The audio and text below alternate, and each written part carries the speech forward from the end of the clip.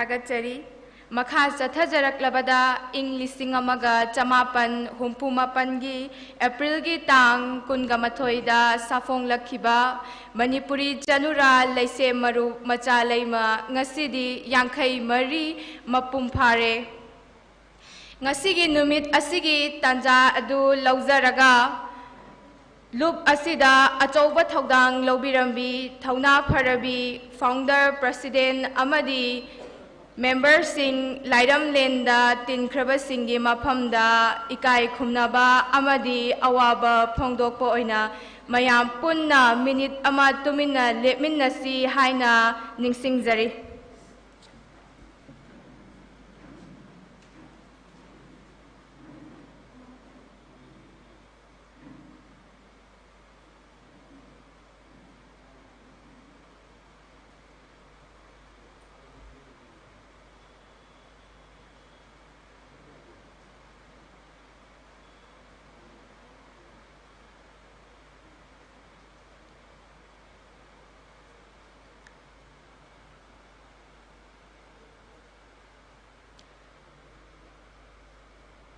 Thagachari mayam pumnamapu Tharam asigi makha tarakpada Macha Leimagi Nungi warol amasung taramna okpagi warol si haibinaba akhoigi ikai khumnajaribi ichema nangmairapam serona assistant secretary general bu kausinjari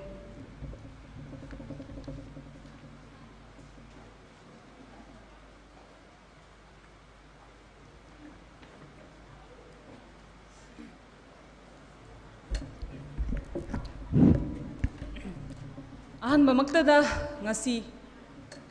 Manipuri Chanura Leishem Marup Macha Leimagi Yankai Mari Raksuba Foundation Day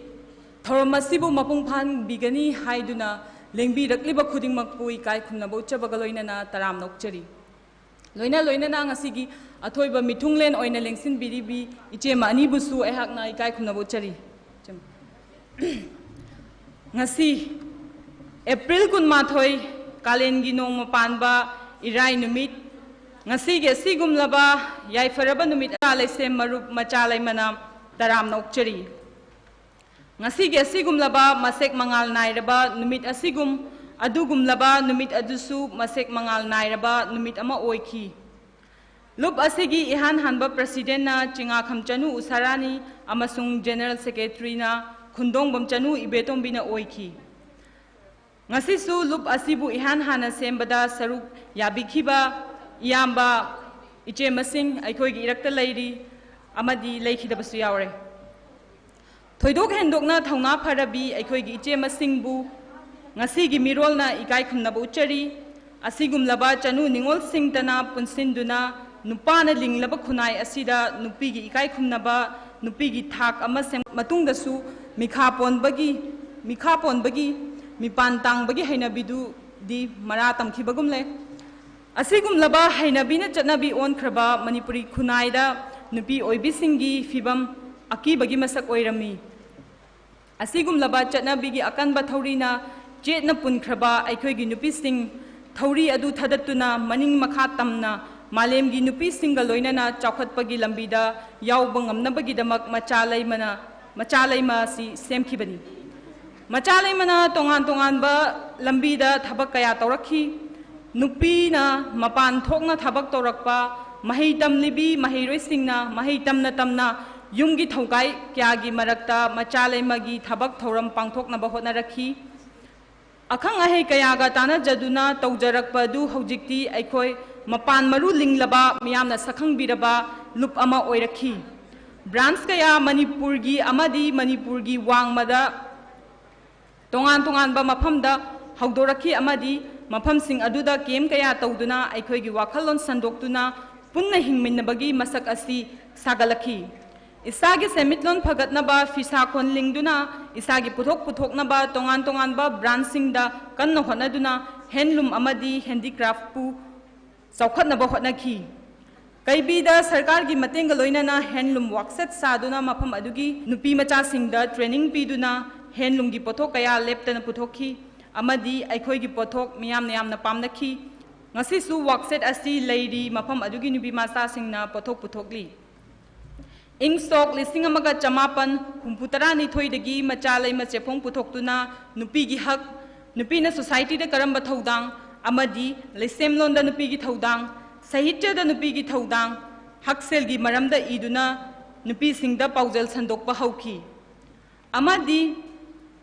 loilam sasan gi mayokta ahan banupi lan ing sok lising amaga chamapan supna mari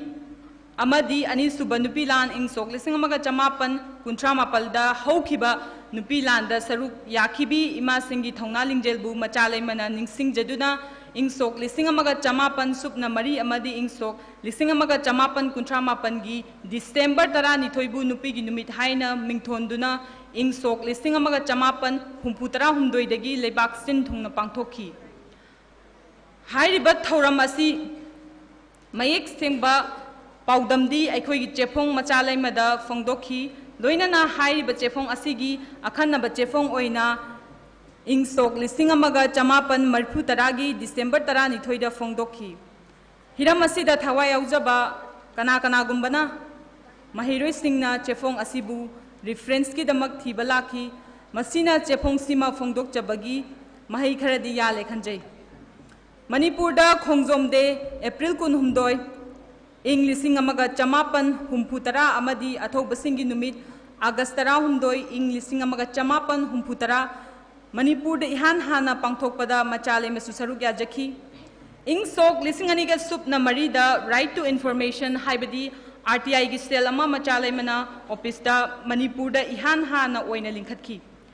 macha leimana tawjarapa thabak thoram kaya ngasi gi thoram asida puthok chabai khudong chaba du leijadaba maram oiraga kharadi tension jare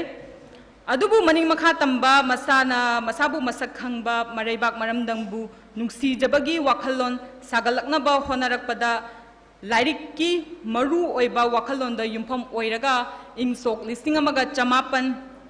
humbutarani thoida ya school janmasthan da lingkhat khiba macha leima school ngasidi palace compound pakhangba pukri mapal asida mapung marai faraktuna high school gi thak eurakle chatli ba matam sing asida macha leimana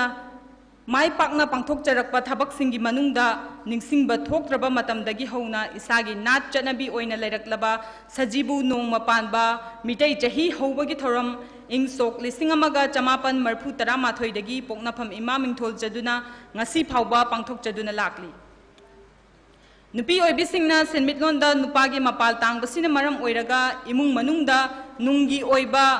mikha ponbagi saktam ama aikoina tattana uri masida senmitlonda maning tamba haiba wakhalon asida lamjing oiraga ing sok lising amaga chamapan marfu tara taret ki November amada microfinance scheme Manipuri Chanura Leishem Marup samna macha chama lingkhatkhi Manipur da mangjal thaba scheme ama oirakpa ngamkhi maning makha tamba maram nai lepchaba kanagi su yekhai thingai yaudaba scheme ama oinaba macha leimana kanna honajari amaromda Manipurna Armed Forces Special Powers Act ki chaitheng kham thengna mayok narakpa matam haibadi ingsok lising amaga chamapan marfu taragi matam aduda macha leimana human right activist singa loinana human rights ki workshop Manipur gi tongan tongan ba mafam da leiriba aikhoi gi branch singa khusam naraga mai paksana pangthokhi workshop asida isagi hak masak khangan baga loinana ka henba lanmi gi thabak thawong karam na mayok na gadage haibagi matang da mayek sengna takhi masiga loinana loyalamda leiriba ichil inaw singna mitna singna lanmi bu para kharadi tambiba ngamkhi aikhoi thongna phabi oikhi ki de aikhoi punsin nakhi masi aikhoi gi hona jaman kharadi phangli lojai loisilakpada iramdam asigi chanu ningol aikhoi pumnamak punsinsi lanmi gi miyot minai gi mahutta ngasidi aikhoi gi sakudaba aigi oiba mi gi chaitheng phanglabini nisagi chaitheng na haidat laklaba Manipuri khunai kalhaudaba yade punsinsi imalaiba ku mangnom da pukhatsi amaromda aikhoi gi chingsang singda mitop miran cha singna lon amasung phongna changsillaktuna aikhoi gi hanadagi leijaraklaba proof kaya haibadi indigenous singdagi hena masing yamsilakpagi mami tarakpagi mipai basiga loina loina na tokhai ba hiram kayada khoida aikai ba piri sokhalli makoina umang kaya kokthokpana maram oiduna aing asagi khal ising nungsitki phibam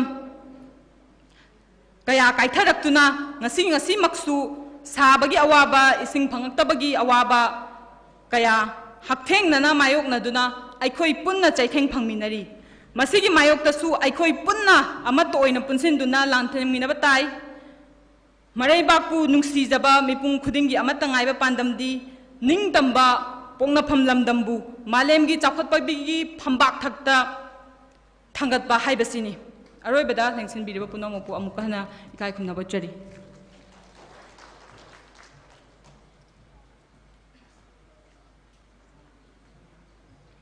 tentakpa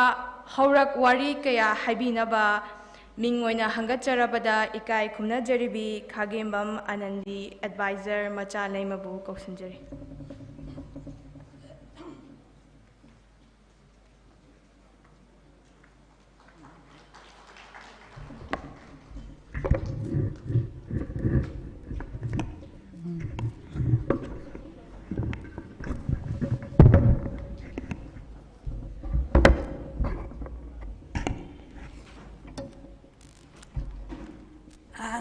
Tada Achigumba Yaiparaba Macha Leimagi Yankai Mariraksuba Mapok Mona Sida Aikoina Ikai Kumnajariba Jibgeski Pampam Langda Lingchin Biribi Ibema Salam Ulka Amadi Macha Leimagi President Wangkai Mayum Amusana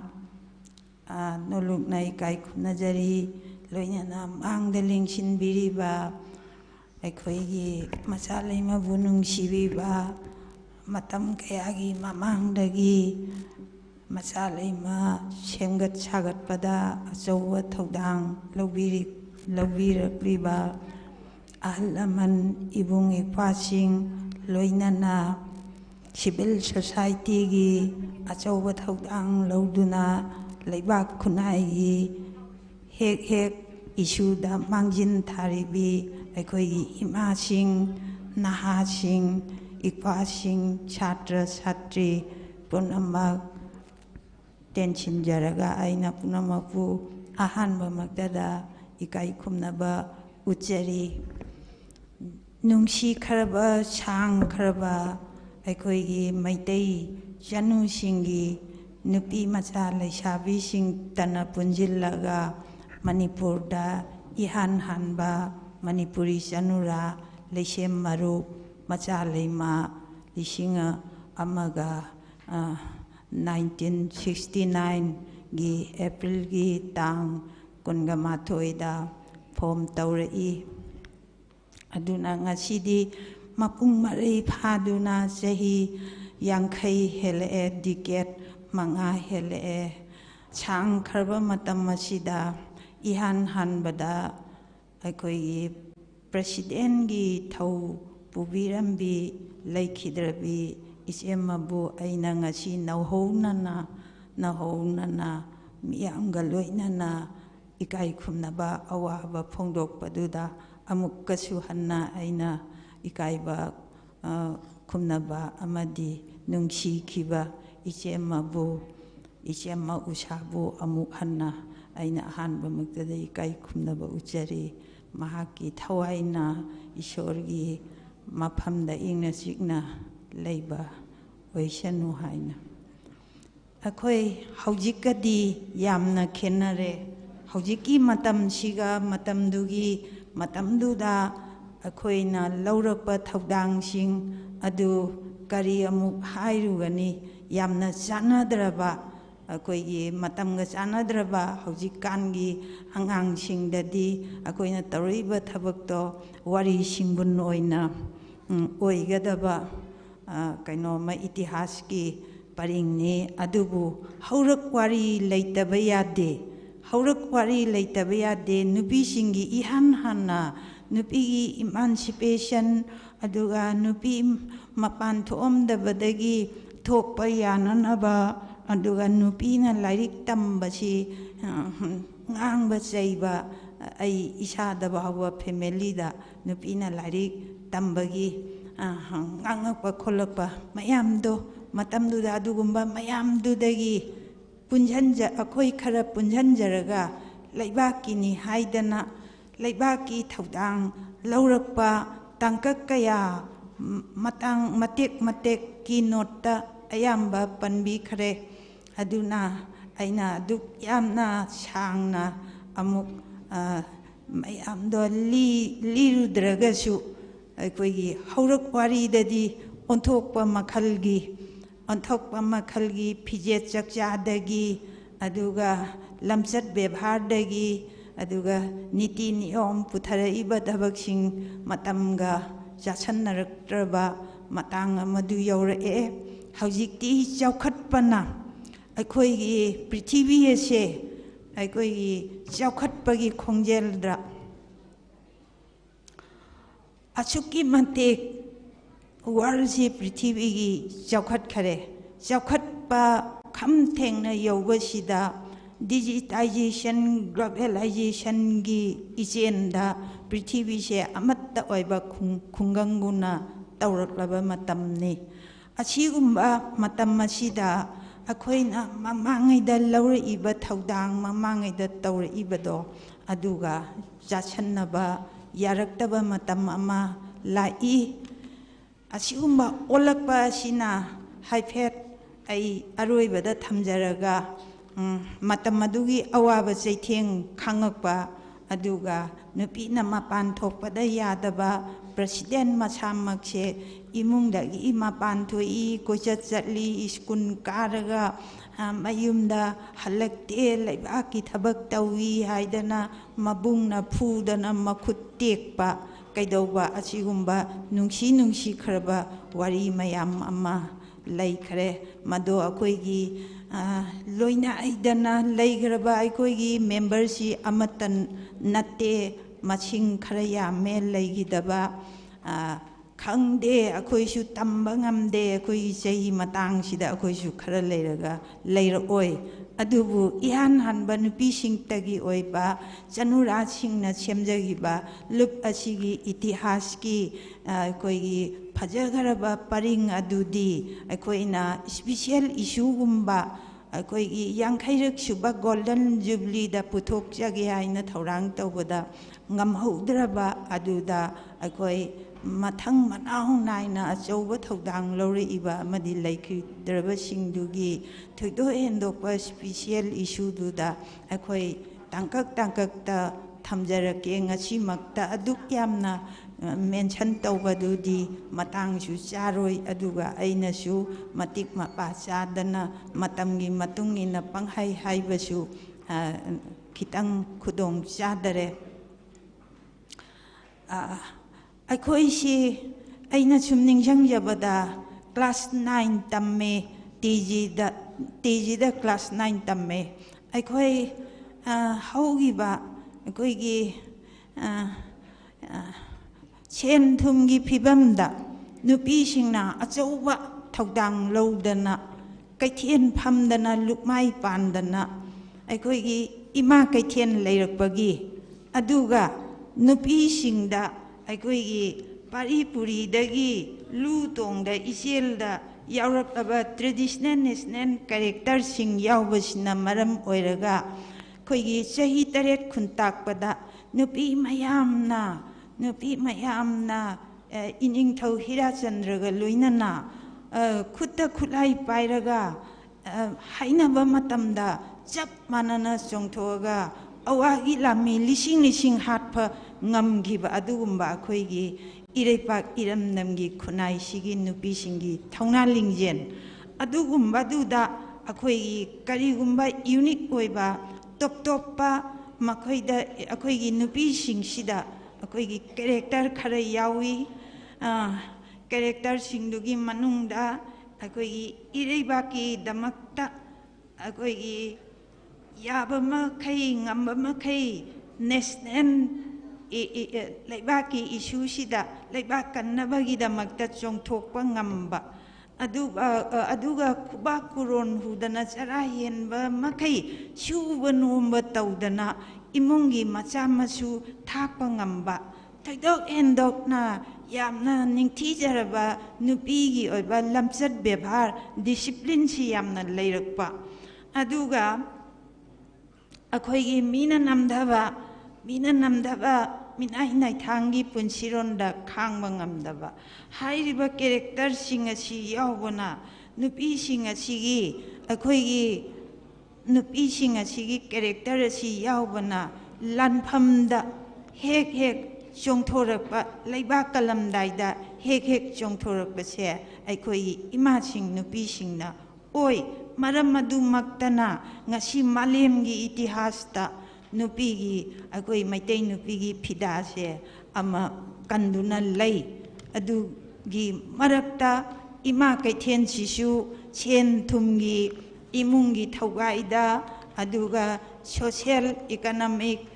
participation da asoba thaudang lobagi ngasi phawba ima kaithen da leiba ima kaithen sisu makhal amani aduna landa salanda aduga sel thungi da khunai sida lauriba thaudang mayam se machi aikoi macha leimana aikoi masigi puthafam thui machi aikoi na preserve tawam thui makhoi gi luda tongda cheliba isel do pathang naina aikoi na puthafam thui haiba sigi damakta itihas ki khongjenda thokhiba ahanba nupilan anisuba nupilan do chipjanjaraga aikoina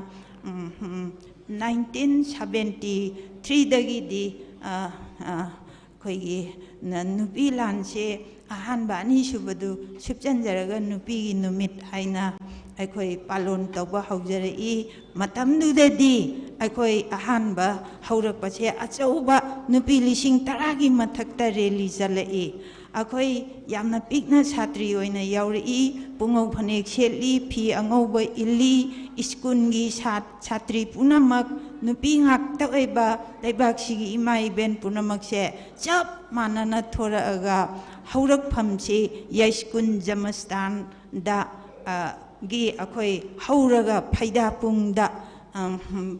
pungda hojikna kangjebung hai asida achauba rally ama chatlaga function tawri function duda anisuba nupilanda saruk yakhiba ima rajani ima ibemhan aduga ima sanatombi aduga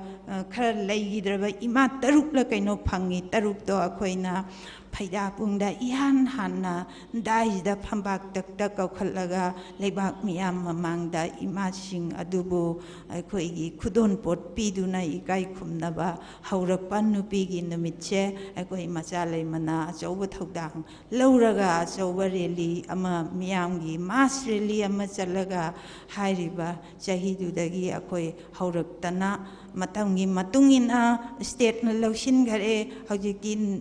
palon na do koina haurakpado miyam na sakhang-bire asumna tawrakpa asina akoina tangkak kayada kaithen imasing leibaki thabak tawrakpa imasingi thauna lingjena do ikai khumnaba utpaga loinana macha leimana lisang sina puraktana suba nombagi imungi economic lambi da sen thumgi khudong chanabagi damakta mateng pangba ngamnabagi damakta akoi microfinance aduga miot minai mayam asbagi makhada chatharakpa miot minai mayam se karamna ngakthokadage akoigi right nupigi hak ase karamna tangadage akoiji hekta makoina shoot aside jingnabagi hekta kapaga hatpa yabra haibase akoigi human right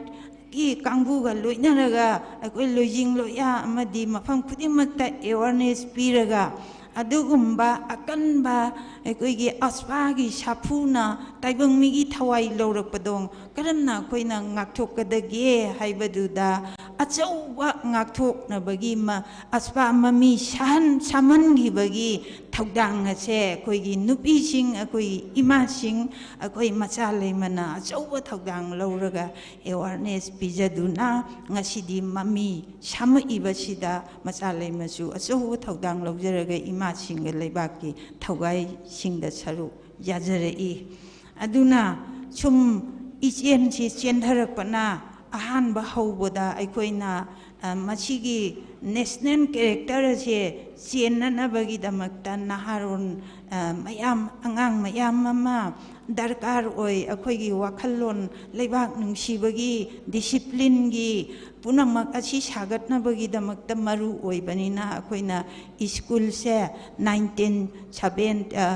ꯍꯥꯏꯔꯤꯕ 72ꯗꯣ ꯑꯗꯨꯗ ꯌꯥꯝꯅ ꯋꯥꯅ ꯁ꯭ꯀꯨꯜꯁꯦ ꯑꯉꯥꯡ ꯃꯌꯥꯝꯁꯦ ꯑꯩꯈꯣꯏ ꯑꯍꯥꯟꯕ ꯍꯧꯔꯛꯄꯗꯤ ꯖꯃꯁꯇꯥꯟꯒꯤ ꯀꯀꯥ ꯃꯙꯨ ꯁꯅꯥꯒꯤ ꯃꯥꯟꯇꯣꯞꯇꯒꯤ ꯍꯧꯔꯛꯏ ꯃꯥꯟꯇꯣꯞꯇꯣ ꯑꯉꯥꯡꯅ ꯄꯤꯛ ꯊꯜꯂꯤ ꯃꯆꯥ ꯂꯩꯃꯅ ꯑꯣꯖꯥ ꯑꯣꯏꯔꯛꯏ ꯅꯨꯄꯥ ꯌꯥꯎꯔꯛꯇꯦ ꯅꯨꯄꯤ ꯉꯥꯛꯇꯅ ꯑꯩꯈꯣꯏꯅ ꯍꯣꯠꯅꯖꯔꯒ ꯁ꯭ꯀꯨꯜꯗꯣ ꯑꯩꯈꯣꯏꯅ ꯊꯧꯔꯥꯡ ꯇꯧꯖꯔꯛꯏ ꯑꯩ ꯏꯁꯥꯁꯨ ꯕꯦꯁꯤ ꯇꯝꯃꯤꯉꯩꯗ ꯑꯣꯖꯥ ꯑꯣꯏꯔꯛꯏ ꯇꯣꯂꯣꯞꯇꯤ ꯀꯌꯥ ꯐꯪꯉꯤ ꯂꯨꯄꯥ 5ꯅꯦ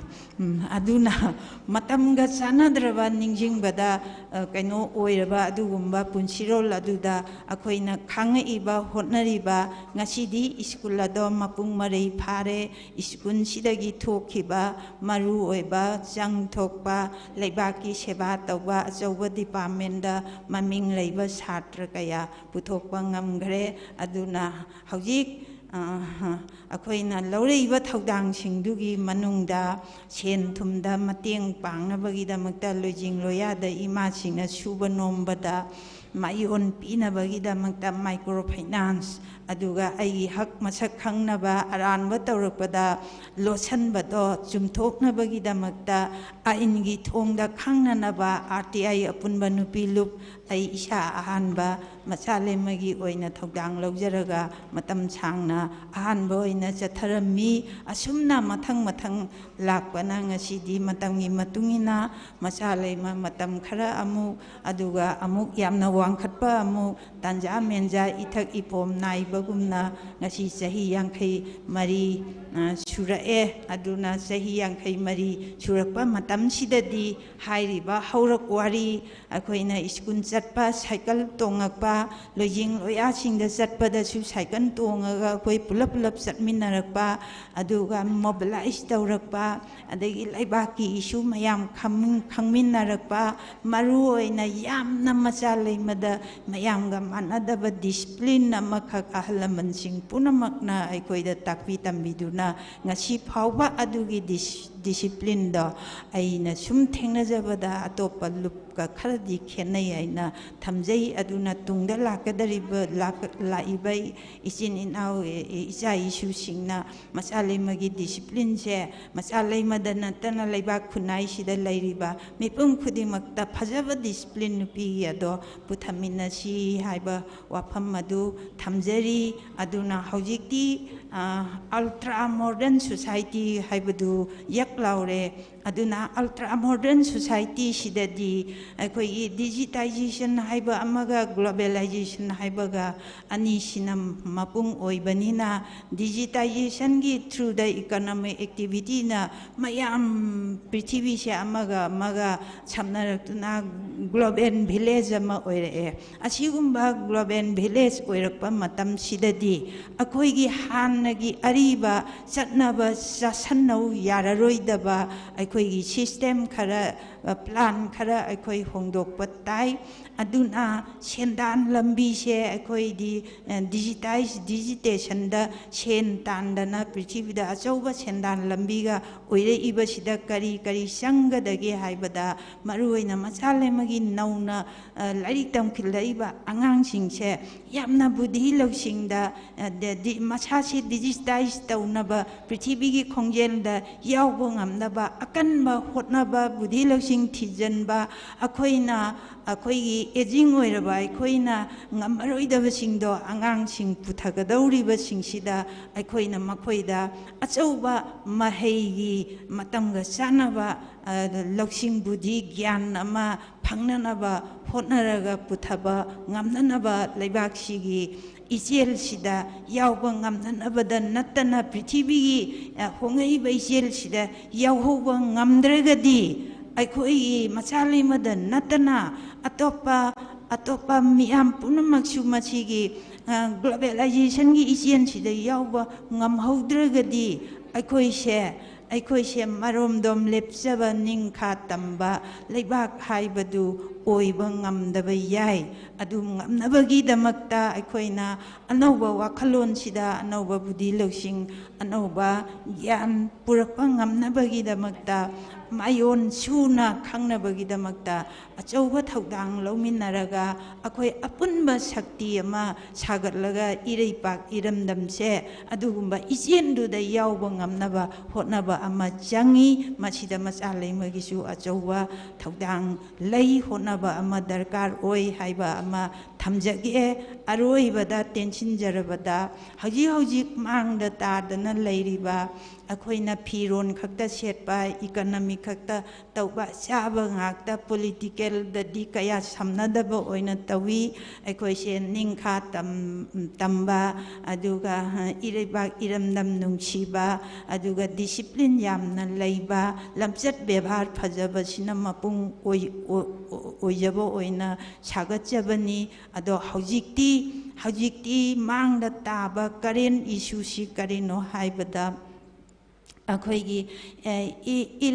illegal migrant singna sakhangdaba singna changjalaga akoigi chingmanda penetrate tawgre changjangre makoina khunda leita raktana akoi hogdok minarakpa chingmi chininaw yelomi singdagi makoina maching henjalae machi karamain tawraga kari mechanism da karamain tawraga thingadage haibado lengak sason pairiba singisu achauba thaudang lei aduga ireipa iramdam kanjaba haibasidi loinamak thoraktrasu nupidi hekta thorei adugumba thorakpa singdugi manungda handaki tanja asida aikoi imai ben naha punamakna chap manana thaudang ama lauraga aikoi leibak sida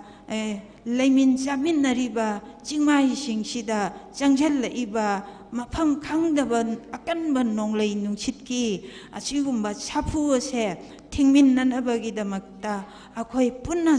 jungjinaraga khangminnaba tanaba tiknaba aduga khuchamnaba chap manaba wakhalonda iramdam kanningbagi wakhansida khoi hojikse chapchana thaudang longminaba changi machida macha leimagisu angamba thaudang laujagani akhang hei punamakna machigi karen issue sida kalhaudragadi akoi tungi punsida tripurada tripuri mangi bagumna akoi tungi generation da icha issue singi phambam leirak leiraktaba khoi khunai ase mami samakani machigi mipaiba ase akoi punama daita longminnasi haiba wafam masi thamjabaga loinana ngasigi numit asidagi macha leimagi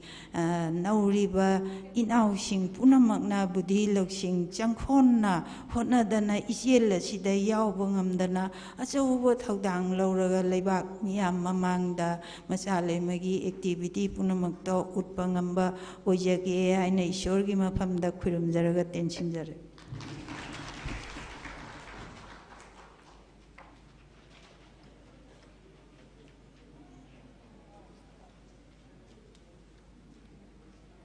Thagachari ichema mingoina hangatcharabada khagembam anandina ngasi macha leimana matam aduda laurakhiba amadi nupi oibi singi fijeta honglakpa kayagi maramda thambirabagi damak makha chathajarakpada ikai khumnajaribi akhoigi ichema mingoina hangatcharabada hobam satyabati former editor macha leima chefong akhoigi loop asigi awa nungai wari tambinabagi damak nolukna kauksinjari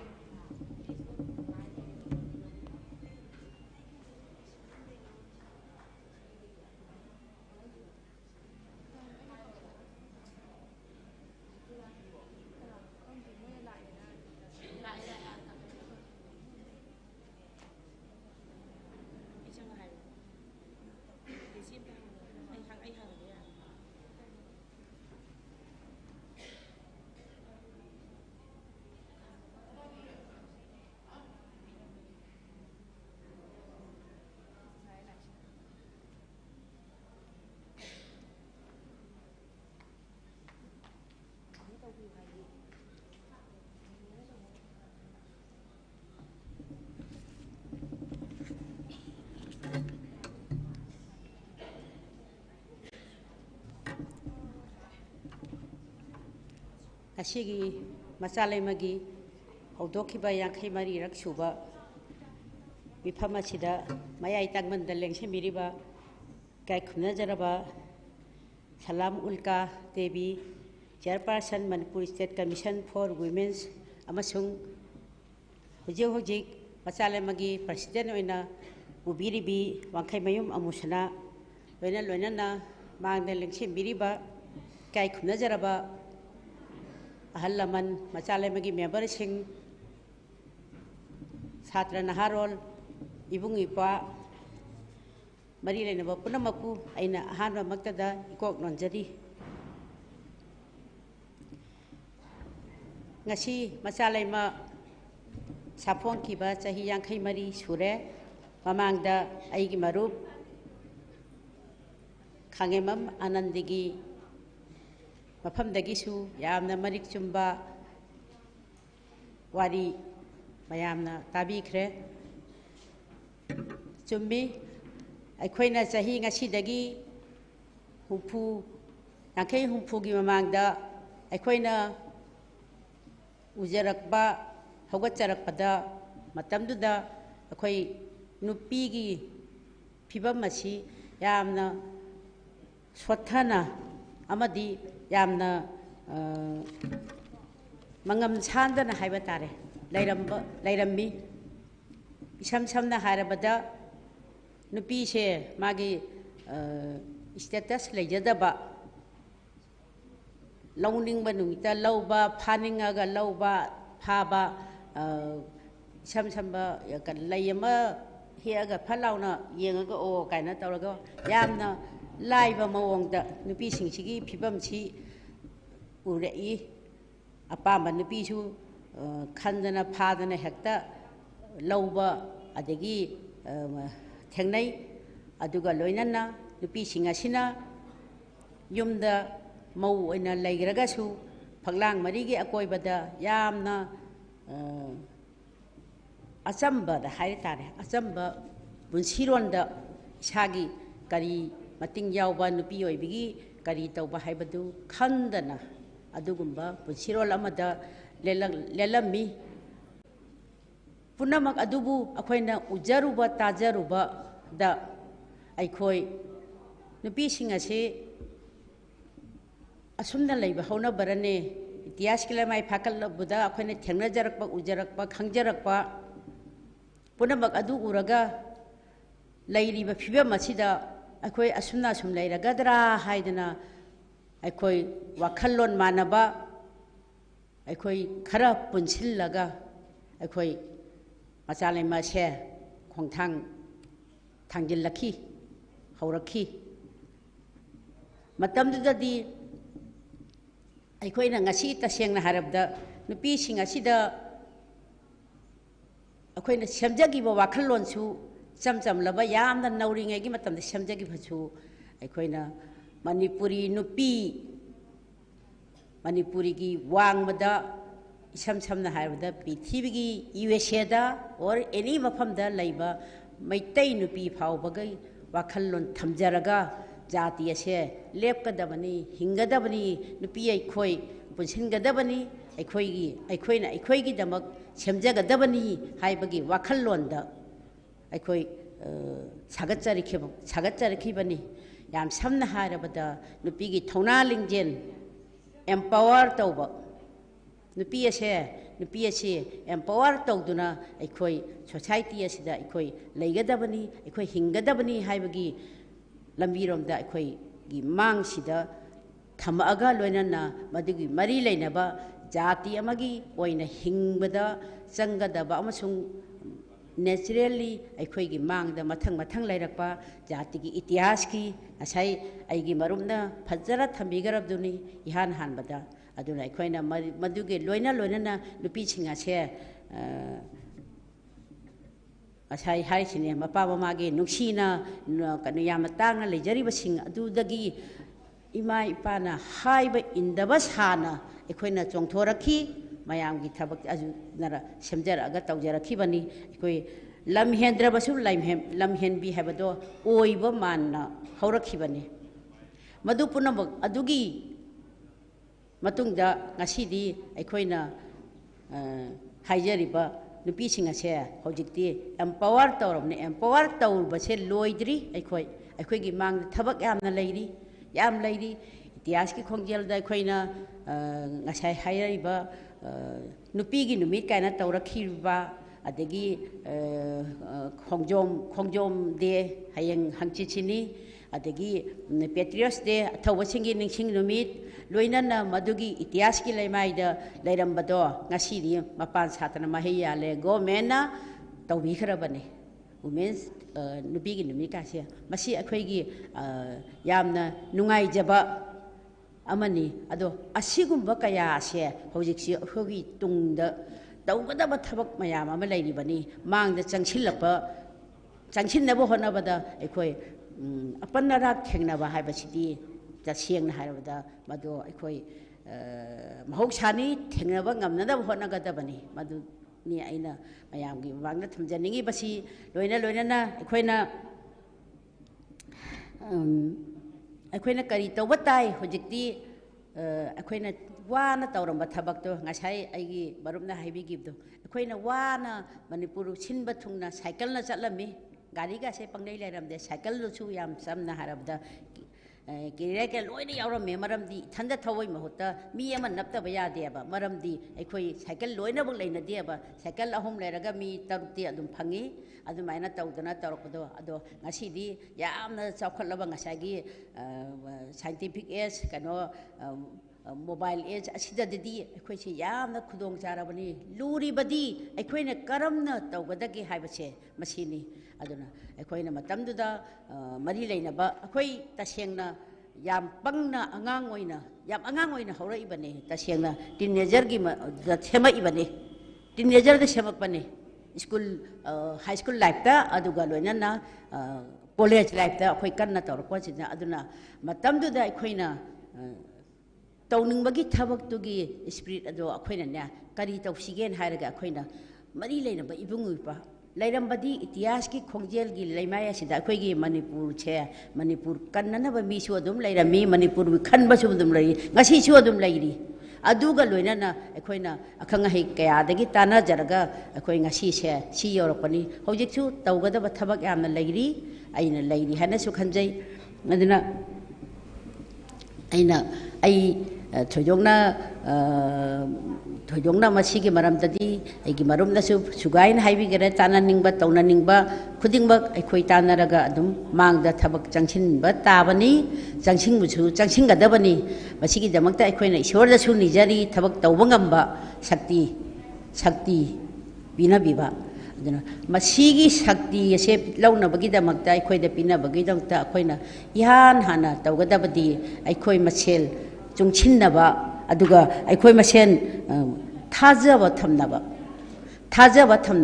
respect leinaba ani asina ne aikoi gi thawai ga hakchang puri basidaida aikoina akoi masen thajanaba amasung respect taunaba asina pulliba makhaidi aikoina machalai pandam mangda vision amaga loina na tawrakliba amusung tawgadawriba se aikoi mai pakpa ngangmani haina thajajai aduna aina mayangi famdasu amungan haijaningbadi aikoi masen trust leinaba thajaba thamnaba aduga loinana respect leinaba ani asibu aikoina kondana chaliba makhaidi aikoigi lambi ase nongmagi kano chawkhat pangamgani matam amada akoina ngasi yam sengna harabda akoina aina ngasai haijaba akoina Macha Leima semjarakhibadadi prithibigi lemai thak asida Manipuri maitai nupi Manipuri nupi haibado aduba cover tawna thamjagibanina akoina ngasai karada chu hagimne koi chingmi chinau singna akoi ga punna tawminar ei thabak 1972 da rojgi kano adugumba khudong thiba thokpada akoina ukhulgi chanu singa chingmi singa punna tawminadra thabak tawminar ei adumaina akoina Manipuri haiba jati ase hingnabagi damakta lojing loya chingmi tami loina punna tawminarakpani adubu ngasidi aikoina ngasagi nupi sing asuda empower tawranaba wakhallon aduga tawjarakhibaga loina ngasidi chingmi ichinaw sin punamaksiju nupi sing asiju loina bokhoigi magi tawdana aikoina ngasidi moigi mafamda chatludra phawda akoina tawgeningi bad thabakto asidi bakhoina tawrabaneba ado mase akhoi jati sigi yamna achouba nungaiba amane na khanjai maramdi Macha Leima ukhul gi su senapati gi su tawbagi mahuta senapati gi jati sigi damakta tawrakpa ukhul gi kanguna jati sigi damakta tawrakpa aduga aikhoina akhoi sigi tawrakpa haibase akhoi wakhallon Zap mana ba jati sigi oiba pasak tu da kana akhoi gi magi dai ta lawa dona akhoi da khanjai aduna tawbatabu akhoi na haijari basine aina aroi boina aina haijani badi akhoi trust thajaba thamna batai aduga akhoi respect leina batai ba mamang da awana di haidana kana dire thaba ama tawropagi awana haibadi madudi hujiksu awana mayam loin nangini thaba ama tawrobadi awana nangani madolomodi adwana kano madu phangbam thokpa tawham thokpa nen khalli dana aina haijaning badi mayam famda haijaning badi Macha Leima samna harabada jati sigi dupi singtagi oiba adugumba sangsani mari leina bagi matungina akoina mi kaya mateng logani akoina mateng pigani aduna maseida koi amana amabu thajana ba jati sigi tasengna thabakhe asengba kano chakhotpadu laknabagi damakta akhoi mayam jati sigi damakta sukamna phan chunga kadawagi jati sina mutkadauri bano yam sengna harabda akhoi di hujiti amorom de maike amorom de yengor ni mutki gidra haiba sigi pakhatpa amasu yam kanna nohu kano ichel se adum wakhal je kok sida dum layeba ado jati amana mutpa haiba sigi maram mayam ama lay akhang hai sigi muthara amdai gi magi wari likhundo prithibigi itias ki matungina madolom da changchalla abrene kaina haibasu pakhattaba ngamdiaba kano gumba problem si yamna thokpanina adubu ngasi Macha Leima na amukchu hana haijari ningon punabagi chinaw punabakka loina aduga jati gi thabak tawba haibasidadi nupi nupa khakte nupi na nupi gi aphoigi hujikti nupi singche yam nupa na hendre aduna ne aina somda kitang kano thaida jara ise aduna jati sigi damakta thabak tawba haibase aikhoigi achetpa phirep masaida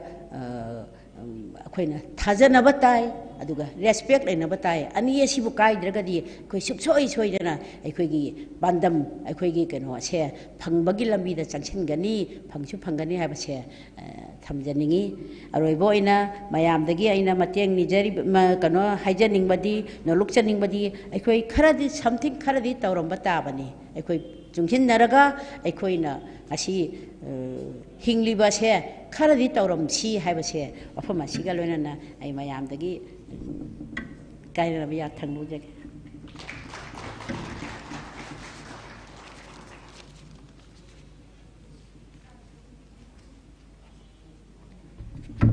Thagachari ijema makha chathajarakpada ngasigi program asigi warol kharadang oiragasu thambiramnabagi damak ikai khumnabada matik charaba mingoina hangacharabada L Jadumani advisor UPF pu koksinjari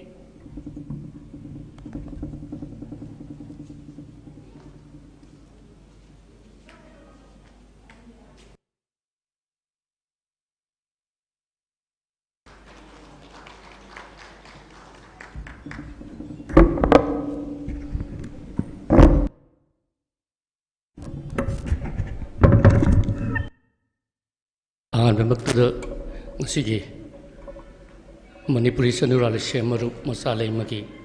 Yankhaigi Marirak Suba Apokomun Thoram Masida si Dias Election BTB Ikai Kumnujuribi Madam Chairperson State Commission for Women Madi Macha Leima ki hauji haujimak President ki thaudang thaugai pubiribi akhoi amusna anibu aina ahan mamakta dai kai kumna bachari lunana lengsin biriba khwai punamak allaman sing imaibel sing silena wasi sel khwai punamak pusu aina kai kumna bachari matam gi samas sigi honga iba ole iba samas sigi khongsat asiga iroinana la iba Manipuri khunai gi masak sigi manungda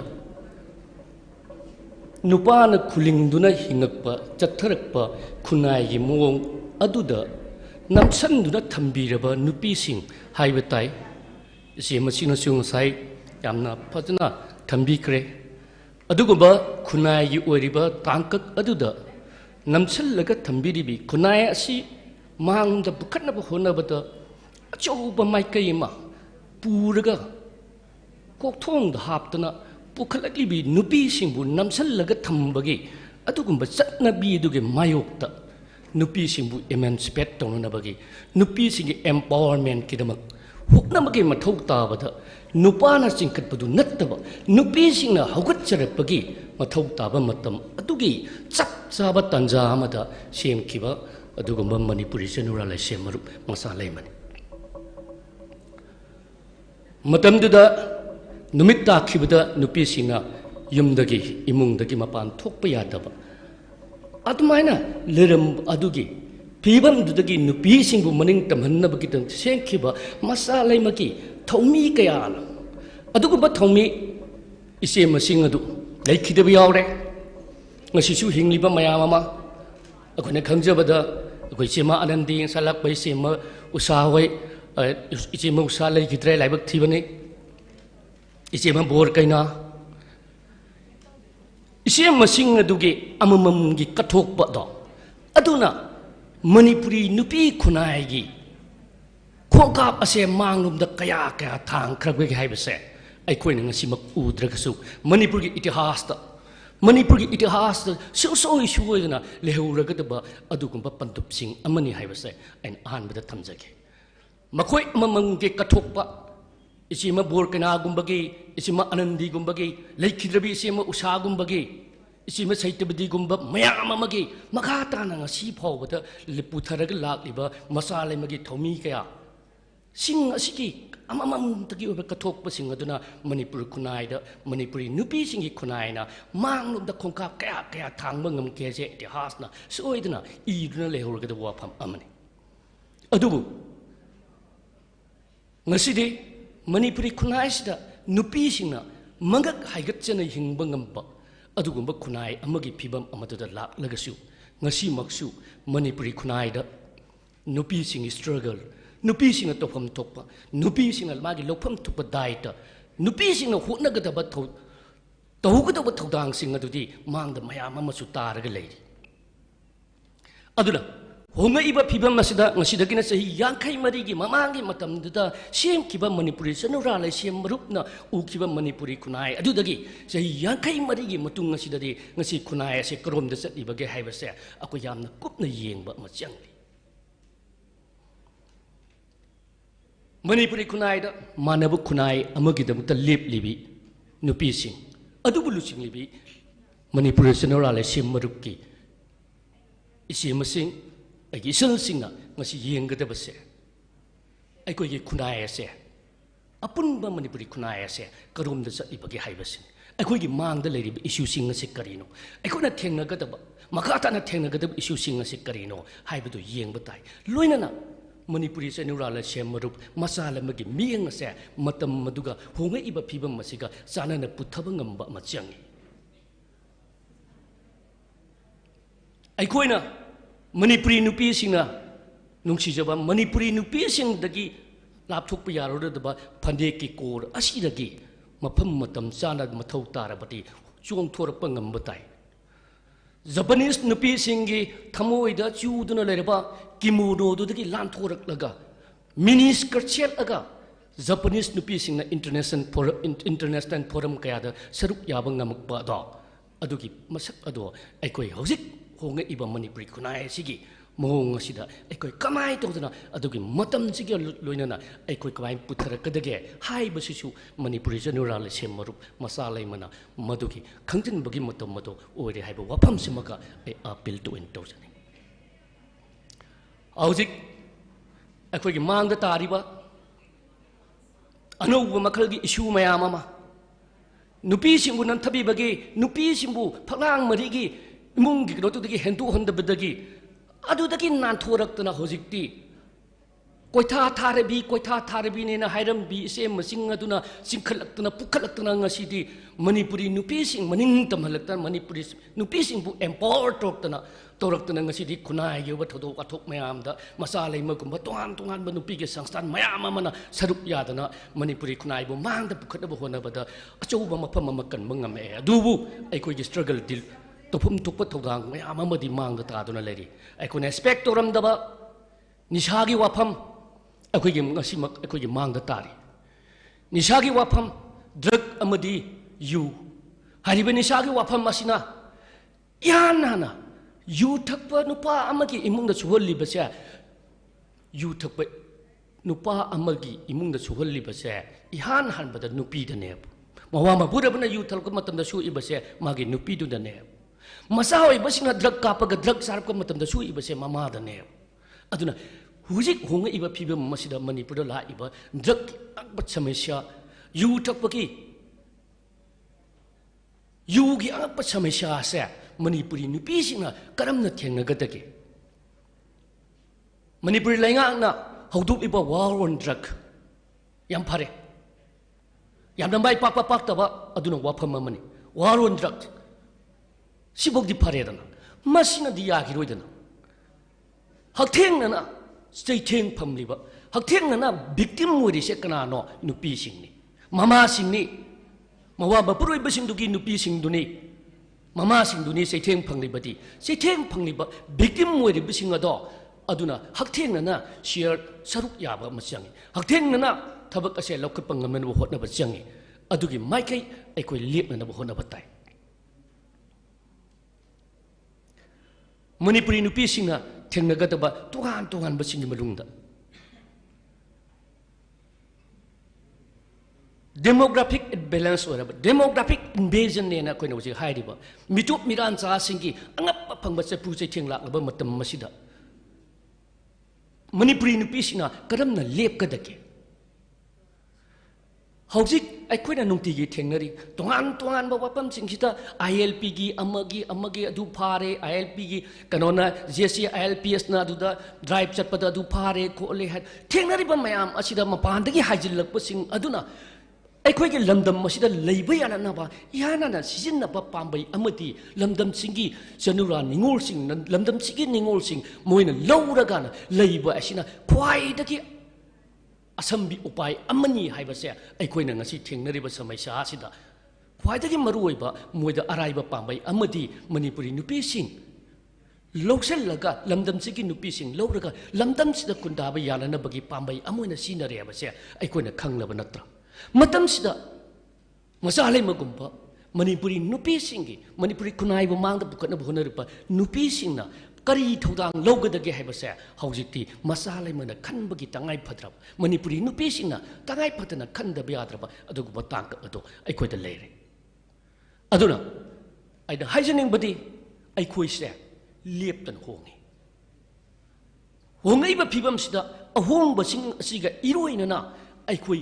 hongaga tobudubu aikhoina hongoiduba aikhoige korobe poching aduna thamuisida thammaga ahongba sing asida yauraga aikhoina kadaidono akhigu horibase haibado aikoi yengminnaba mathok tare haiba wapamse ai ngasi Macha Leimagi function asida khudong saba logjaraga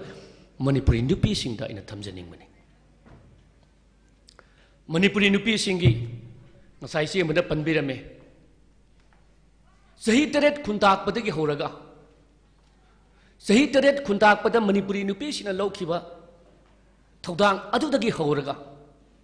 ahan manupilan anisuba nupilan masida lokhiba Manipuri nupi singi thodang ado prithvi gi laimaida pak thoktaba adugumba pibam singni upai litraba nupa sing British ki loilam laingakta ยามนั้นต้นทันหิงลิบันนุปาสิงบู force labor โอ้ยนั่นสิ่งนั้นเกิดตัวรักมาทำตุกิลาริละสุขยุดบีมณีปุรีนุปีสิงห์ดูนะไม่ตีนุปีสิงห์ดูนะไอ้คุยกินนุปาสิงห์เสนาคุยกินมินายนัดเตทับกที่ชูบยัย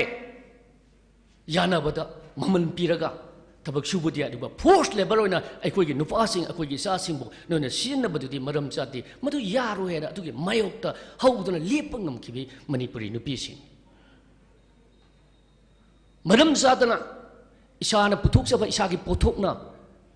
ไบเบิลลอยบ่อีโคโนมีมาดาซาบทับว่าตันหิงบ่ลำดำมาสิดาไอ้คุยกี่อตุกี้ซิสเต็มมันทุกายระกะอิชากิปุถุกเลยจะบ่ลำดำมาสิดาอิชากิปุถุกตัวเลยระกะซาบพังกตบ่อตุกี้ตันจาอตุดา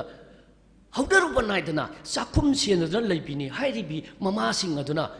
ตรีกินโอ้ยคุยไหนคุยกี่ซาสิงโนมกิสระนี่บุกสุนะพิจบังมักตรีเสกระไดตัวนั้นช่วยได้จีนะว่ากันขันละอากาอตุตลานตัวบังบีไม่ได้นุปีสิงมณีปุรีนุปีสิงกิทองดังอ่ะดอกอสุกิมุติกจอก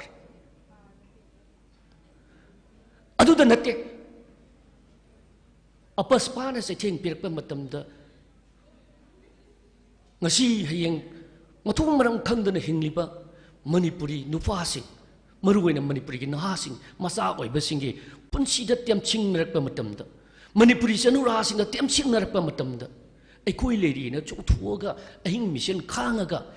มาคุยคุยไปแต่นะไอ้หิงมิเชนข้างก็ข้างเชียดก็ลำบีดาไม่ราสังดาลีก็มาสามาสู้สิงบู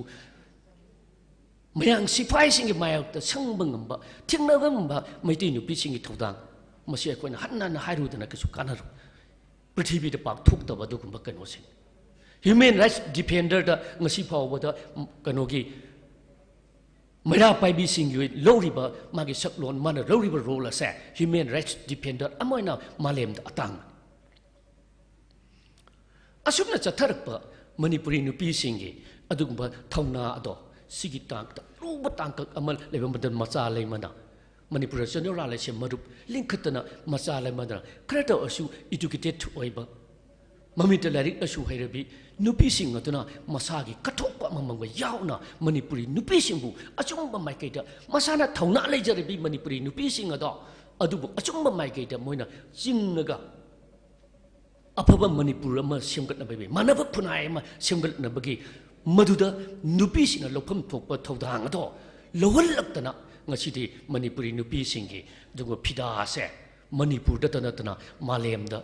Manipuri nupi singi pida panglaba adugumba pibam ado ako Europe ngam khraban masi punamak sigi manungda masalai magi achungba credibility masalai magi achungba kanung amal lai haibasidi Manipur gi miyamna kakthokpa yararoi doba haijinna badattaba tasengba pot oiduna leidi ana hajining badi sumna thukraba mayam masila lagasu haujik aikoi gi mangda tariba Howjik equity mang the Tari by Kuna Tena Bayaba, Tenagata Susui Soituna, Natayga Set Bayadaba, Hibusing Manunda, equity mang the Nishagi Wato Ose, Taduna lady. NRC Wato, Taduna lady. Lady but NRC da equi Kandona, Sharup Yabagum Gadurip. La Iba Nishagi Watoxida, Draki Amadi Yugi, Watukasida.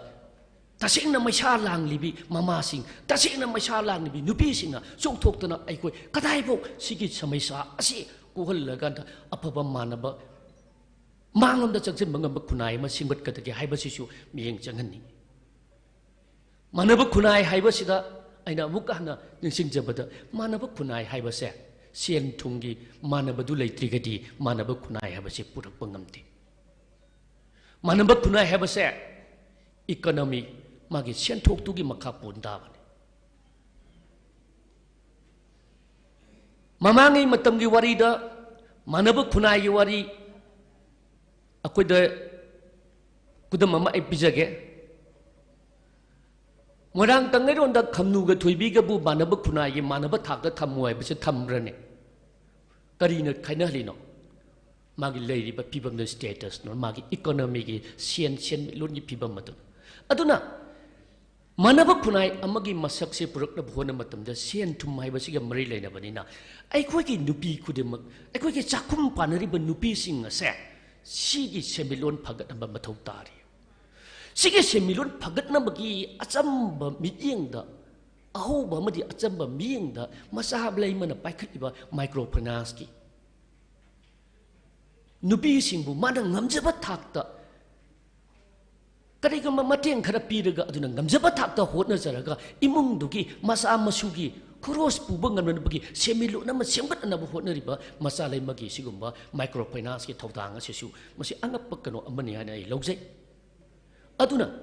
sumai tawtana Macha Leima na khunai asida nupi singi phibam nupi singi standard nupi singi ka mayon se pukulak iba se asiga loinana ngasisu Manipuri khunai se nishagi ipakta irak narba khunai ma oraklaba matam masida nishagi mai kai sida aikoi kamdona Manipur se nishagi pose yaudaba adugumba lamdam mama aikoi isa isu singa se nishana lagalaba isa isu sing oidanaba aikoi iwai puroiba singa se yuna lagalaba iwai puroiba oidanaba aikoi kari thawdang lawgadage karamba thabak paikhat kadage haiba se somde hena mieng thamanningi wafam kharasi ai thamjaraga yamna mayam su sakcha mangi kanu oibanina ai losanjage thank you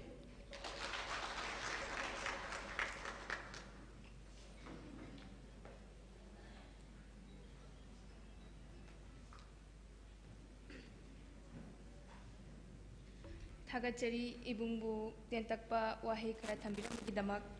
makha chathajarakpada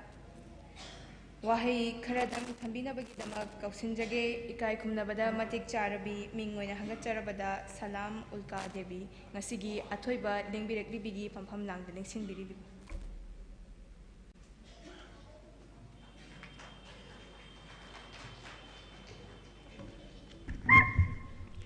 ayakna yahan hamda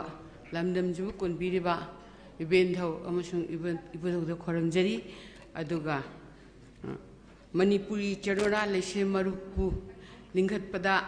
awana thidana kathukhiba leihidraba ise singda aina thamui singna khoramjari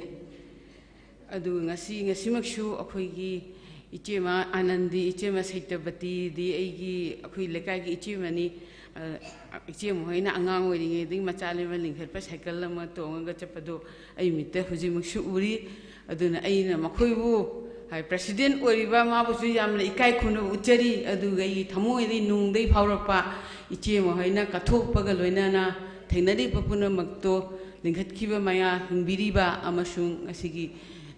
foundation de sida lingbirakliba ibung upa mayam guide pibidana advice tobidana ngasi bhauna Macha Leima se mayam gi mamangda mangjing thara chatpa ngamliba punopu ikai khumnaba uchari amasung khoramjari aduga aigi inau ibema amusna ngasi gi program gi president obiriba mahapusu ikai khumnaba uchari tasengna Manipur State Commission for Women je Manipur da 206 15 September da lingkhat khibani nupi gi damakta nupi na imani nupi na icheni nupi na loina bini nupi na ichalni nupi se punamak gi damakta nupi na thainariba awaba domestic violence khangde dowry gi khangde imungda toina thainariba khatnariba handak bata 19 aina January gi dagi thaine 19 cases thaine adu 19 cases is the ayamba domestic violence ki oina thaine aina hek commission he paibadagi thamoi sida ahing tumdana kakphi mina di thajaroi kaino Manipur samaj bu sumain tawrabrani hena mayam gi miengda uribaduga ngasi khabarda thainari basiga malem gi chatnabida nupi singi socially economically politically educationally intellectually hai asime amde thainaraga nupi na mafang khating me administrative line da khangdi IAS da khangdi adi sports da khangdi Manipur gi nupi singchina thainariba mirabai na chingba medicom na chingba sarita na chingba IAS nupi macha aphaw mayama tholapa asigi nungaina harauna leiba matam sida khoi ji nupi mayam se aduki mati nomagi khoi gi nat chana longchat asi kaitharapana nomagi akhoina toina thengaba thaina akhoi gi chatnabida angang singjina miyoi bana jum palaba matungda jum paleba si punsi ji for life ai punsi ji ma jum palaga jum sida angang nabi leiraga angangsingda semaga ini miku seba tawraga ini mipukuna haibi illaga nungaiba afaba samaj ama porakani haina yamna nganna jum palaga su adum ngamna be adjust tawsali adugi chanalon chatki afaba su lei phataba su lei afaba dudana hena yamna pharamaga afaba dum oiba afaba du negative positive to lauragana positive oiba negative to lauragana negative oiba aduna in hek commission da thengna baga hinga tumde exam nungai te manipur si yam manga brani hena chahi 13 19 chahi moi adult oidi da mayum pale ni pi macha singse mayum palaba matungda makoina lai ba si case singsi chahi kumathoi ga kuntha ga manung sida divorce to we case dam lai as ai se yam nungai te kaino thaina di angang singsin mayum palaga su haidi number 4 chaba amda palasu amada thina su manipur da mayama thena kare khoi min uraba ngatani haji AIDS positive oriba HIV oriba mayam singse ayambana intravenous drugs user dagi oibani nu mapur basina drugs sare aduga chara matungda nupi masa singsi positive oire mapur basu le hidare nupi sina positive oire hingho ba yaure aduna tragana nupi su nupa su animak lei hidraga angang singse positive oiraga lei hawa su yaure adum akhoi se halak laga mayum atopada pangi natraga kainuma tawge khande adum ngamna baigi magi senmit londa phi sabani khangde dhup sabani khangde tawlo macham charaga hingna bagi khotnaba yam toina thengne adubu hujikti nupi macha singsina jum palaba matungda aina jum pale basi for the life agi punsigi ni khandabra kamai torino haidi sigi awareness jamna darkar leirabra khalle moije aina gena ta lakpa isam nungai tari aina direct khangi ibema nangna haji jumda halaga nangse nangna khalli basi karino ga hangeba nang atopada nang pani khallibra nang atopada mayum pala di my child you child our child harani sidi aduna nang layum palro khaina bagi ai judicial separation jibudi ai pirage aduga nang atopada nang palro idra haina pimcha sinang khumdi heba ahamba di moji phanik ga selaga la angani ba khara jara pamba tumda di dress ke change tore amajina ne ai khumdi heba aduga magi nu pamcha sina di jindak to charu raga su nupi mcha se kaina ningdabani na hypercan nokchere eba ina dumai haibasida yam practical ba wani se hypercan nokchere aina nang chim te ire pidam gero mama da I always say no is a commission the family relation da lazy aina lady manung sida phaba thaba khara tawningi achum khara tawningi aduga sida aiga khangnabani aiga chanabani ai khangbani haina si michang mikhai na be thawama noi ai kana su asa tawganu ai jumse always close the door thong loli officer la aga noi ga tanaji achum baita mata ai lepkani haine toin hai adun aina matam chupada naina ai bune madam nangam kauganu ko imung manung oina relation leiji haiji yam toina hai adu nupi macha singse khumbangam di heba khumbangam de adu di tholak tori samaj da haji learned na hairam badu jadumni na iche ma hoina ju akoi iche ma anandi iche ma chaitabti hoina yam phajana macha leimana lingkhalakpada thengnari ba awawa mayok na ba adai tauri ba khoi pandam socially economically educationally adai khoi iche ma anandi na yam phajaba hujiki jam chatnari ba handang maktada international women's day da digital innovation and technology for gender equality ga habasi punama iche mana haira me globalization digit ki punama iche moina haira me dei machalai mana microfinance ki ai haji tawriba mayam dei machalai mana aim and object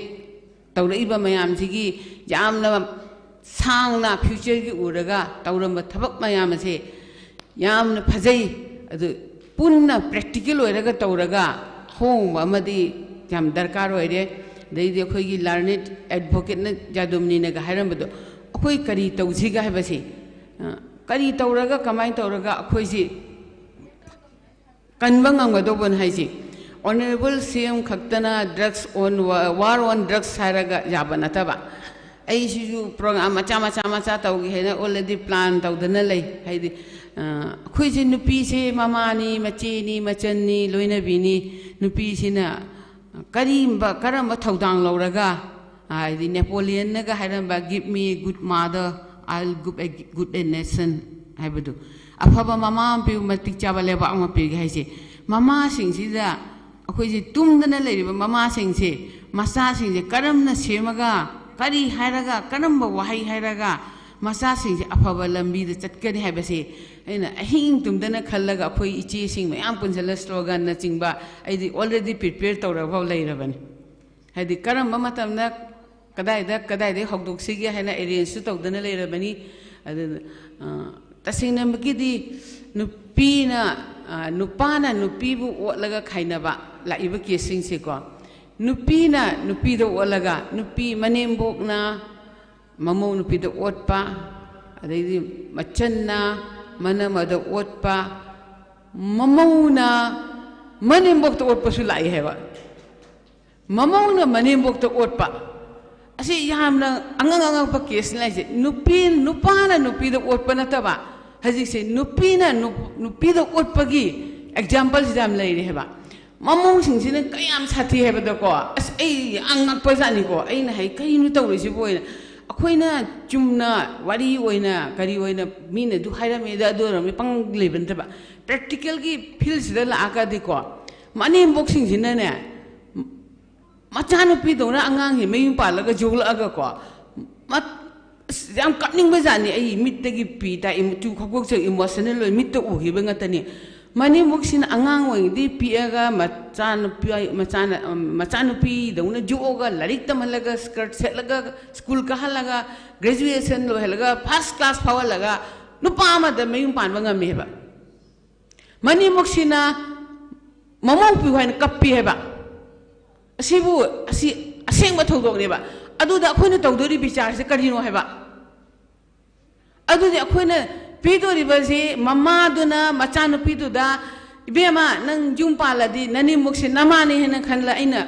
ꯇꯣꯏꯅ ꯍꯥꯏꯕ ꯅꯣꯏ ꯅꯅꯦꯝꯕꯣꯛꯅ ꯆꯩꯕ ꯃꯇꯝꯗꯀꯣ respect ꯇꯧ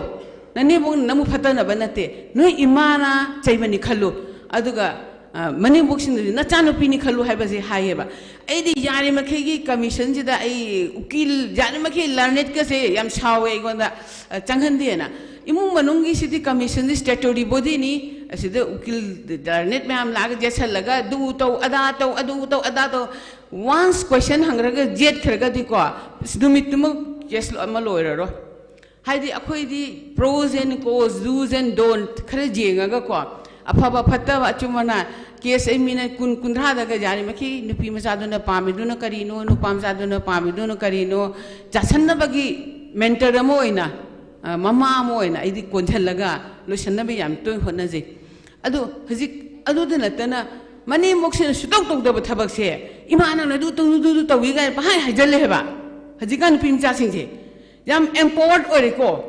अदु मनेमोक्से कप्पे कहीं इबेम नंग हाइदु वैनि इचानपीदु योखरै तौ तौ लाई सि लंबा लाई जे खोरमीबनी नंग दुमाइन हाइगनो कप्पा चले मनेमोन अदुना अखोइगी वेस्टर्न कल्चर की चटनबी मीगी वेस्टर्न कल्चर दा यामना हाइदि एई गसिदि थबक याम सुरदे वारोदे हाइरंग हा एन्जॉय तौरगा केलो जिबु हाइबु इकाइजरे दिको यु खरा थकपा खोटपदो अखोई सिदसु याम थाए नुपी मचाना असी नुपी मचा त नते दुम कैनो तौरदी बिआर यावब्रगा हंगनबसे याम फैशन ओइना तौरे असीजु यामना मांगधरपा अमो ओइरबनी मीगी चटनबी अखोइना तंबा यादे अखोइगी चटनबी अखोइ ट्रेडिशन अखोइ कल्चर फजग्रबा अखोइ नुपीना ngaइबा थौदोक अमा थोकपदा लोहोंबम चले अखोइ लोहोंबगी ड्रेस का अदई सोरात अमा चले सोरात छेलेबा ड्रेस सिगा मानबा नतेबा अदुबु मीगी चटना लोनचत तो अखोइना तमुरगा हुजिकसे अइला लैरिबसे एगी जुमसे कसामथों थांजम लैरकने थांजम लैरकता मनाकता खांगेमपल्ली सिदा से अइदि याम ओपन ओइना हाइरबनिको खांगेमपल्ली सिदा मयाम अमा जरखा भंडागा हाइरा थोलगा लैरे असे नुपी मचासिंग कार तोंगा लाई अदुगा कई लैरक दुम चले pung mapanda adu moigi ima pabung du kam warangani heba mai ima pabung du na I chanu pina si tawada samai si fibon seleba matamda ima pabung du encourage tawrangadra thwai no ngarangadra ta thagot pirangadra mathai waramadra adudi khoi maru oiba pandam ni kare nupi mama aije thaina khoi gi ima ipade mit uba lai ni ga haibasi ima na haide chummi ga hai khangan bam darkar lai bam oira ipan haide chummi na haibasi gi adik matam ji da thaina gi ahal man haiba adidi akhoi joint family da lere ima ipa adidi akhoi inne indon ikura yam nusinina lere akhoi gi ima se na naba matam da akhoi ima sin han na yang kana naba matam ja khoi abok sina lai gi khoi thangnaba mandiram lei aduda kappe kappaga hai ahan ga angang ga amta bichar tawbiu ai han sijage ima je sinu hena adugi relationship to nusinana leibagi natra haiba akhoi di adugumba mayam da thengnarapani na mi na kat ka khanabaraga paklakta lakpase khatna nu haina ai ngarang mota su kesam chatle aina mayam jin hai madam file pudoira mayam pogadra aina hai file ji puroi mayam ji puroi asi chaturi imung siga khwai de khangna ba mi ma pura chakani aina chaturi bajum sida hek changmada mana family dongna haiba ngamba mi ma pura chakena adumai challe noi aina jaraga di kesing se loisanji noi family court chakani aduda chakani anda chakani noi ju khara hando moi ju khara hando ange hando hanjin tawdaraga di yaro hena sum kese jamna commission se da lai aduna aina tawningba awareness haji aina khara planning khara tawje awareness singba tawje na asigumba do oina mangjil thangdau se khatnaba adudi jane mai khatna dana bagi ahal lamana ju khara gyan tabiba adai nupi macha singsina ju hujiki chatnabi sida ai lari haiga do kangu na pahi da haiga da chakhare adai lari hairoi da lamhen bana panglem tan lamhele haji akhoi gi advocate jadum ni ga haram ida akhoi ke do sike karam khongthang thang je ge akhoi gi purpose ama khoi goal ama khoi nupi mayam punchalaga karam ma ke da chatlaga akhoi gi manipuri samaj gi chatnabi phajabi nupi lala chingba ima kaithel la chingba asigumba leiraga history siga luina na thaina mamang jagi akhoi di nupi thauna leibini mating leibini haibase pokpade yauraba gunne ba asi gunche karam da focus tawraga afaba lambi damjiranga maitai nupi singna prithibi mungda mangjing tharaga haji khoi iche ma setabati nang hairam bad khoi maitai nupi singi international level da machale ma se lingkhat ki bane adu international level da lingkhat ki ba machale ma se ngasi di mangjing tha ga khoi maitai nupi sing chena afaba manipur ama afaba samaj ama afaba lebak ama adu di manipur ja ai gi imung da khwatladi lekai da chakhatladi manipur chakhatladi Bharat lebak chakhatle Bharat chakhal prithibi chakhatle punamang se chakhlat minaba aduna maruina nupi akhoi se nupi khatana ta basamna haibai samajam da lema tamda ngasi jam nungai nupa mayam si machale me da jaburum me se nupi ga nupa ga se imung du da khatna de nungai na leba mama pakhatna da ba imung se macha yam phagalle mama duga mapa duga duti gi khatna da na le ri macha sing je lari pa bong khangde to bong khangde aduna nupa su jaw samnai da uchek ama Swami Vivekananda na hairam bado uchek ama paiba matamda masani mana phajana leraga paiba jai haina samaj ji adumaina nupi ju nupa ju punna chakhapminaraga afaba samaj ama porakpa chak cha aba mamango ide isi yamna dingang ni nupi gi maramda de yam sang ngang ba hena ba adubu changwang da wangang ba se ta ba wa bani aina aroi ba hajaning badi masale magi asigumba janghai mari raksuba mapok kumonu mitsida pangthok pasida akhoi nupi myam je punchalaga akhoi gi one purpose one goal par amang khaktang da kalaga punna chakhapminaraga karamba lambi da lamjingaga akhoi maitai nupi se prithibi chumba afaba nupi myam puthokpada punna honaminasi punna thabak tawbana kan boybani mi amani na tawradi jade mana mai chini tribal li ichema saitabati gi yam phajaba tribal li kai dei punna mak shuraga tawraba adugumba jati punam amata oina punna tawiraga akoi ichema anandinaga haramba digital world ni globalization ni all akoi ni hairiba Sanskrit jam phajaba Vasudeva Kutumbakam haida the whole world is one family heba asingba prithvi punama digitalization globalization punama uraba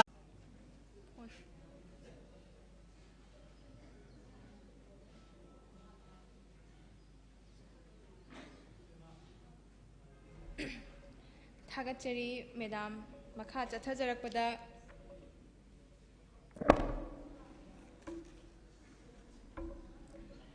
Thoram Asigi Mapu oina Lingsin Biribi Mingoina Hangacharabada Ichema Wankai Mayum Amusanabu Wahi Karadang Tambiram Naba Koksunjari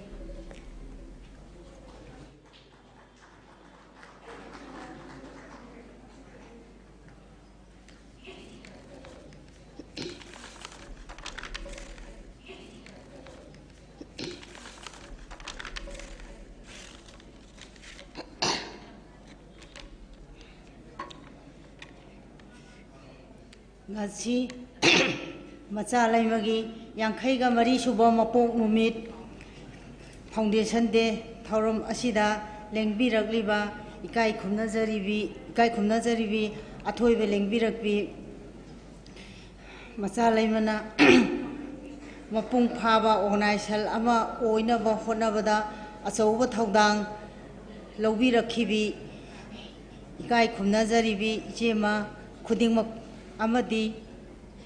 Ahalaman Ibung Iba Organization Asibu Asigi Shanglen Saru Oina Sembirakpada Mapung Oiba Thaudang Laubirakliba Khudingmaku Aina Ahanba Maktada Kok Nonjari Loinana Ngasi Mapam Asida Masagi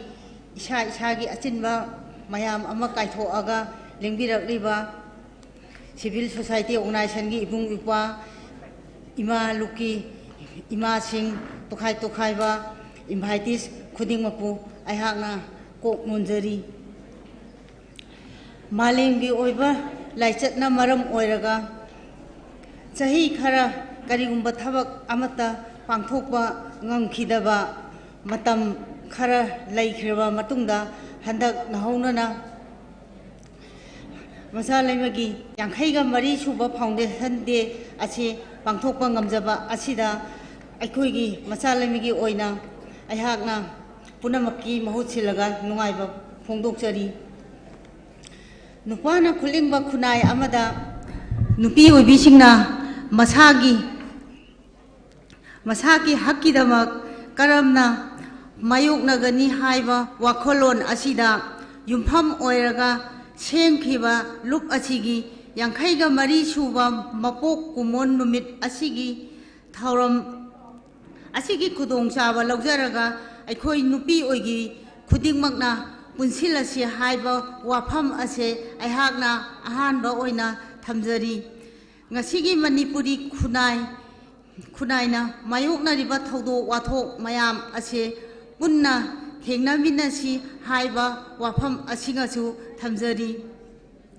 Aikhoigi Chingsangda Loinana Amadi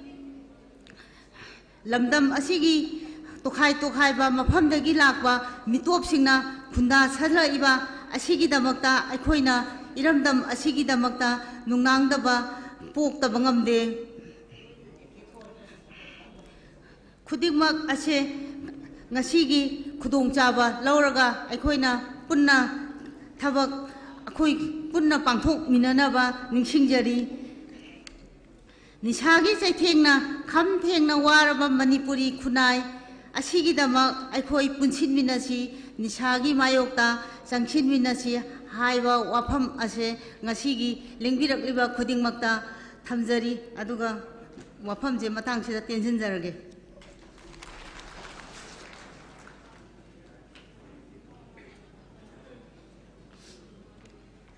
Thagachari Ichema Makha Chathajarakpa oina Thagat Wahai Haibinabagi Damak Kausinjage Akhoigi Ikai Khumnajaribi Ichema Mingoina Hangacharabada Thongam Nonibala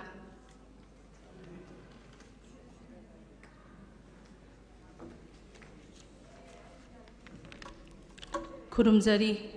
ngasi April tang kumathoi ing lisingani ga sumna kulumdoi kalengi nongma panba yai pharabi irai numit asida Manipuri Chanura Leishem Marup Macha Leima gi yangkai marirak suba mapok kumon thoram gi athoiba lengbirakpi oinabagi haijarubada isagi asinba kaya kaithopiduna harau harauna yabirakpagi ikai khumnajaribi ming oina panjarabada Salam Ulka Devi Chairperson Manipur State Commission for Women bu thagatpa phongdokjari loina nangasigi kumon thoram asibu mapung phan biriba isagi asinba kaya kaithopiduna lengbirakriba ikai khumnajaribi ahal ibungo sing aikhoigi isema sing Macha Leima gi tongan ba branch ki isit inaw sing Maheri Khunagi isit inaw sing Maira Paibi ki ima ibel sing media amadi electronics ki isit inaw sing kwai punama pu Macha Leima thawai hakchang yauna nungaiba amadi thagat pa phongdokjari ngasi ki thoram asibu pangthokpagi haijaru bada yabirakpagi damak Lamyanba Shanglen bu ubiri ba mari leinaba singbusu thagatjari loinana ngasi kumon thoram asi pangthoknaba honajabada makhal kyagi mateng pibirakhi ba punama pusu ikoknona hana thagasari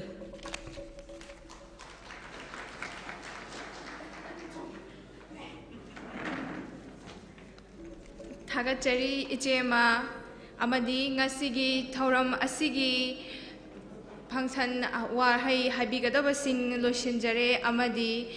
ngasigi warol kaya si haibiba loiraba matungda function asigi changlen ama sinjari basi chamin aduna kaina yathang lauminasi